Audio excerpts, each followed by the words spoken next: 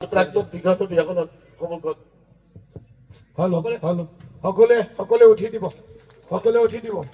আমসু জিন্দাবাদ, আমসু জিন্দাবাদ, রেজাউল করিম সরকার জিন্দাবাদ, রেজাউল করিম সরকার জিন্দাবাদ, রেজাউল করিম সরকার লং লিভ, রেজাউল করিম সরকার লং লিভ, আমসু জিন্দাবাদ, রেজাউল করিম সরকার জিন্দাবাদ, রেজাউল করিম সরকার জিন্দাবাদ,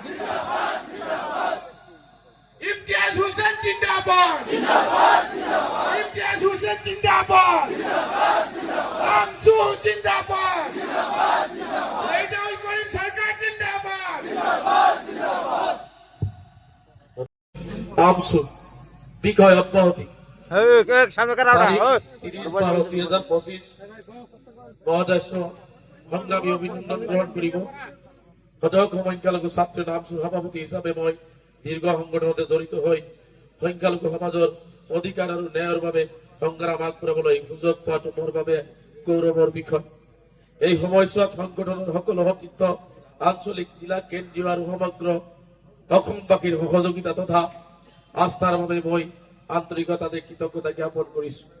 মই মোৰ সংগঠনৰ সাংবিধানিক দায়বদ্ধতা বিবেচনা কৰি মই সদৌ সংখ্যালঘু ছাত্ৰ ইউনিয়ন আমসুৰ সভাপতি পদৰ পৰা স্বেচ্ছাই অব্যাহতি গ্ৰহণ কৰাৰ সিদ্ধান্ত লৈছো। অনুগ্ৰহ কৰি মোৰ এই অব্যাহতি পত্ৰ গ্ৰহণ কৰি মোক সভাপতি পদৰ পৰা অব্যাহতি প্ৰদান কৰে যেন ভৱিষ্যতে আমসুৰ আদৰ্শ আৰু সংগ্ৰামৰ প্ৰতি মোৰ সমৰ্থন অব্যাহত থাকিব। সংগঠনৰ উজ্জ্বল ভৱিষ্যত সফলতা কামনা কৰিলো। ইতি ৰেজাউল কৰিম সৰকাৰ একবাৰেৰ বাবে কৈছো সভাপতি সকলক সংখ্যালঘু ছাত্ৰ আৰু মই কাৰ্যকৰী সভাপতি মোৰ এই অব্যাহতি পত্ৰ অৰ্পণ কৰিছো আমাৰ প্ৰাক্তন সভাপতিসকল, সদৌ অসম সংখ্যালঘু ছাত্ৰ ইউনিয়নৰ বৰ্তমান বিষয়ববীয়াসকল তথা প্ৰাক্তন বিষয়ববীয়াসকল, মঞ্চৰ আগফালে বহি থকা বিভিন্ন জিলা সমিতিৰ বিষয়ববীয়াসকল, আমি আমসুত এটা কথা কওঁ, once N AMSU always N AMSU.